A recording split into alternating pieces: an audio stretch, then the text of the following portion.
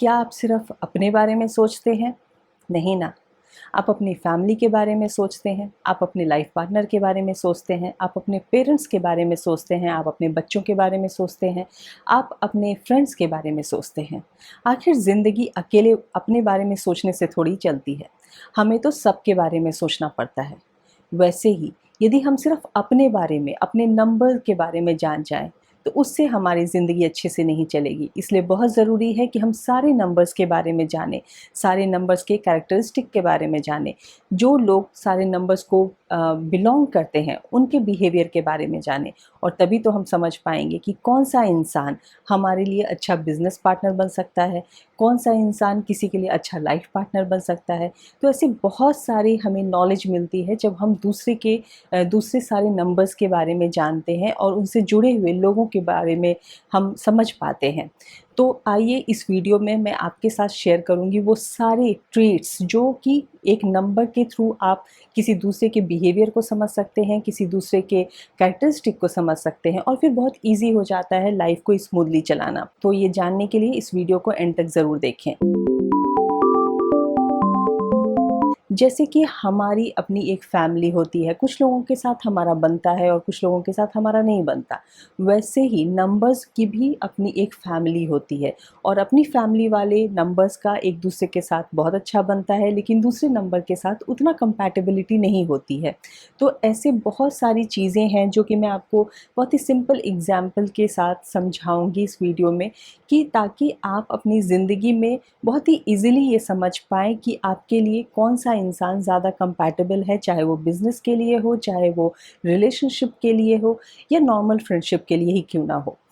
यदि मैं आपको एक सिंपल सा एग्ज़ाम्पल दूँ, जैसे कि नंबर 1 के वो लोग होते हैं जिनका birth date 1st, 19th, 28th को होता है। किसी भी महीने के इन डेट्स को जो पैदा होते हैं वो नंबर 1 के होते हैं, और नंबर 1 के लोगों में लीडरशिप क्वालिटी होती है। ये बहुत ही प्रोमिनेंट क्वालिटी होती है, जो हम में से बहुत सारे लोगों को पता है कि जो नंबर 1 के लोग होते हैं उनमें लीडरशिप क्वालिटी होती है। वो चाहे किसी भी पोजीशन में हो, किसी भी प्रोफेशन में हो, लेकिन वो हमेशा नंबर 1 के पोजीशन पे रहना चाहते हैं। उनको रूल करता है सन, तो इसीलिए वो बहुत हॉट हेडेड भी होते हैं। लेकिन उनकी एक और क्वालिटी होती है, या आप उनकी ये एक खामी भी बता सकते हैं, बोल सकते हैं कि वो बहुत बड़े क्रिटिक होते हैं। वो दूसरों के चाहे जितनी भी अच्छाई हो, लेकिन उन्हें पता होता है कि दूसरों को कैसे क्रिटिसाइज़ करना चाहिए, और वो चाहे आप जितना भी अच्छा कर लें, वो कुछ ना कुछ ज़रूर ऐसा निकाल लेते हैं कि वो आपको क्रिटिसाइज़ कर सकते हैं। लेकिन एट द सेम टाइम यदि आप उनको क्रिटिसाइज़ करें, उनकी किसी भी चीज़ में आप क्रिटिसाइज़ करने की कोशिश करें, तो वो क्रिटिसिज़्म को एक्सेप्ट नहीं करते हैं। वो बिल्कुल भी क्रिटिसिज़्म को लेना नहीं चाहते। क्या पता वो गुस्सा होके आप पे अपना गुस्सा निकालने लगें।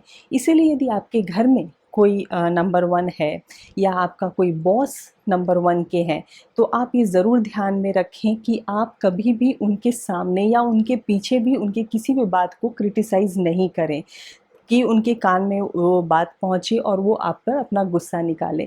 इसीलिए माहौल को शांत रखने के लिए आप हमेशा जो भी बात आप पिन पॉइंट करना चाहते हैं, उसे बहुत ही डिप्लोमैटिक तरीके से, बहुत ही समझा कर आप उन्हें बताएँ, नहीं तो नंबर 1 के लोग बहुत ही गुस्सा हो जाते हैं, उनको सन रूल करता है। वैसे ही नंबर 3 के जो लोग होते हैं, वो बहुत ही ज़्यादा नॉलेजेबल होते हैं, क्योंकि 3 नंबर को जुपिटर रूल करता है, और जुपिटर बिगेस्ट प्लैनेट होता है, और वो नॉलेज का प्लैनेट होता है, गुरु उसे हम कहते हैं।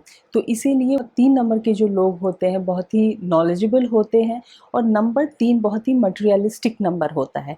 ऐसा नहीं कि 3 नंबर के लोग पैसे के पीछे भागते हैं, लेकिन पैसा उन्हें खींचता है और वो पैसे की तरफ खींचते चले जाते हैं। वो फाइनेंशियल मैटर्स में बहुत ही लकी होते हैं। उनको कभी भी पैसे की किल्लत नहीं होती, चाहे वो गरीब घर में भी पैदा हुए हों, लेकिन उन्हें कभी भी ऐसा नहीं होता कि वो हैंड टू माउथ हों। उन्हें ज़रूरत के हिसाब से हमेशा पैसा मिल जाता है। और इसीलिए यदि आपके घर में कोई भी नंबर 3 के लोग हैं, तो आप उन्हें अपना बिज़नेस पार्टनर ज़रूर बनाएँ, ताकि आप फाइनेंशियल एस्पेक्ट में आप लकी हो जाएँगे। और या फिर आपका कोई बिज़नेस पार्टनर नंबर 3 का ही है, तो मतलब वो एरिया तो आपका सॉर्टेड है। ऐसे ही यदि हम नंबर 2 के बारे में जानें, तो नंबर 2 के जो लोग होते हैं वो बहुत ही आर्टिस्टिक होते हैं। उनमें इनबॉर्न टैलेंट होता है, चाहे वो अच्छा गाना गाएँ, चाहे वो डांस करें या अच्छी पेंटिंग करें, चाहे कोई भी ऐसा आर्ट हो, उनमें वो अंदर से ही टैलेंट होता है, उन्हें कुछ सीखने की ज़रूरत नहीं होती, उन्हें किसी ट्रेनिंग की ज़रूरत नहीं होती। यदि ट्रेनिंग मिले तो वो अपने आर्ट को एनहांस करते हैं, लेकिन उनके अंदर ही वो कला होती है। तो बहुत बार तो लोग अपनी कला को समझ जाते हैं और उसे अपना एज़ अ प्रोफ़ेशन भी यूज़ करते हैं और उसमें फिर बहुत सक्सेसफुल होते हैं। हमारे पास ऐसे बहुत सारे एग्ज़ाम्पल हैं, चाहे अमिताभ बच्चन हो, शाहरुख खान हो, सब नंबर 2 के हैं। लेकिन बहुत सारे लोग ऐसे होते हैं जो कि अपनी कला को कहीं दबा देते हैं और नॉर्मल सी कोई नौकरी कर ली और अपना, क्योंकि जीने के लिए पैसा तो चाहिए, तो जो भी नौकरी मिली उसे कर रहे हैं, तो उससे वो फिर बहुत खुश नहीं रहते, बहुत सैटिस्फाइड नहीं रहते। तो यदि आपके घर में कोई भी नंबर 2 के लोग हैं, तो आप ये ज़रूर देखिए कि यदि उनके अंदर कोई भी छुपी हुई कला है, तो वो उसे निकालें, वो उसे एक्सप्लोर करें सो दैट कि वो सैटिस्फाइड रहें अपनी लाइफ़ में। यदि आपके बच्चे नंबर 2 के हैं, तो आप उन्हें एनकरेज कीजिए, आप उन्हें वैसी अपॉर्च्युनिटी दीजिए कि वो अपने आर्ट को बाहर निकालें और इससे क्या पता आपके घर में कोई माइकल जैक्सन निकल आए दूसरा, क्योंकि माइकल जैक्सन भी नंबर 2 के थे। तो ऐसी बहुत सारी चीज़ें हैं जो नंबर के थ्रू हमें लोगों के बारे में पता चलती हैं। नंबर 4 के बारे में मैं यदि बताऊँ, तो number 4 the most misunderstood number है। नंबर 4 के लोगों को समझना बहुत मुश्किल होता है। आम तौर पे ये देखा जाता है कि नंबर 4 के लोगों की अपने ही घरवालों के साथ उतनी ही नहीं बनती।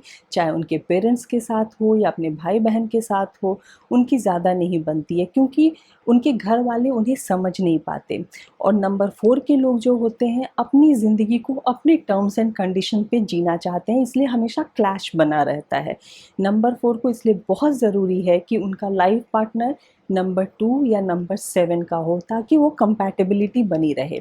लेकिन यदि नहीं है, तो आप डिवोर्स के लिए मत चले जाएँ, बल्कि आप कुछ फिर वो न्यूमरोलॉजी के थ्रू कुछ ऐसा करें ताकि दोनों का नाम का नंबर एक अच्छे ऑस्पिशियस नंबर पे आए और घर का माहौल फिर अच्छा हो जाए। यदि मैं आपको नंबर 7 के बारे में बताऊँ, नंबर 7 के लोग जो 16th को, 7th को या 25th को जो पैदा हुए लोग होते हैं, वो नंबर 7 के होते हैं किसी भी मंथ में। और ऐसे लोग जो होते हैं वो बहुत ही ज़्यादा मूडी होते हैं। उनका मूड स्विंग बहुत ज़्यादा होता है। वो कभी भी किसी भी बात पे वो नाराज़ हो जाएँगे, किसी भी बात पे वो दुखी हो जाएँगे और किसी भी टाइम वो खुश भी हो जाएँगे। तो ऐसे में उन्हें समझना बहुत मुश्किल होता है। यदि आपके घर में कोई नंबर 7 के लोग हैं, आपके बच्चे नंबर 7 के हैं और यदि आप उन्हें नहीं समझ पा रहे हैं और आप उन्हें डाँट देते हैं कि तुम बिना बात के क्यों नाराज़ हो जाते हो, बिन बात के तुम क्यों गुस्सा होके बैठ जाते हो, तो इससे वो धीरे-धीरे आपसे डिटैच होते जाएँगे और फिर वो अकेलेपन में रहना चाहेंगे। तो बहुत सारे जो ऐसे डिप्रेस्ड लोग होते हैं, वो नंबर 7 के होते हैं, क्योंकि उन्हें अलूफ़नेस बहुत पसंद आती है, क्योंकि लोग उन्हें जल्दी समझते नहीं हैं, तो वो अपने आप को लोगों से डिटैच करना शुरू कर देते हैं और फिर वो अकेला रहना शुरू हो जाते हैं। तो इसीलिए नंबर 7 को समझना बहुत ज़रूरी है और यदि आप जान जाएँगे, यदि आपके घर में कोई नंबर 7 है और वो यदि किसी भी बात पे नाराज़ हो जाता है या दुखी हो जाता है, तो उसके आप बिहेवियर को समझें और उसे फिर धीरे-धीरे उसे समझाने की कोशिश करें। इससे फिर वो अपने मन की बात आपके साथ शेयर कर सकते हैं, क्योंकि ये उनका बिहेवियर है, आप नहीं बदल सकते, ये उनके भी कंट्रोल में नहीं है। आप सन को तो नहीं बोल सकते ना कि वो इतना गर्म क्यों है, तो वैसे ही ये उनका अपना बिहेवियर है, ये उनके कंट्रोल में नहीं है। तो इसीलिए उनका स्पेस दें, उन्हें समझने की कोशिश करें। तो इस तरह से हम जितने सारे नंबर्स हैं, उनके कैरेक्टरिस्टिक को यदि जान जाते हैं, तो हमें लोगों को समझना भी बहुत ईज़ी हो जाता है। हमें ये समझना ईज़ी हो जाता है कि हमारे लिए, यदि आप शादीशुदा नहीं हैं, तो लाइफ़ पार्टनर किस नंबर का सही होगा या घर के बच्चे के लिए क्या माहौल चाहिए, उन्हें कैसे समझना चाहिए, उनके लिए कौन-सा लाइन ऑफ वर्क सही है। ऐसी बहुत सारी चीज़ें हैं जो नंबर के थ्रू पता चलती हैं। ये तो मैंने कुछ एग्जाम्पल्स दिए हैं कुछ नंबर्स के बारे में। मैं आगे के वीडियो में सारे नंबर्स के बारे में बहुत डिटेल में बताऊंगी, जिससे कि बहुत इजी हो जाएगा हर नंबर को समझना। लेकिन आज मैंने कोशिश की है कि ये समझने की और ये समझाने की कि हर इंसान को सारे नंबर्स को जानना कितना ज़रूरी है और क्यों ज़रूरी है।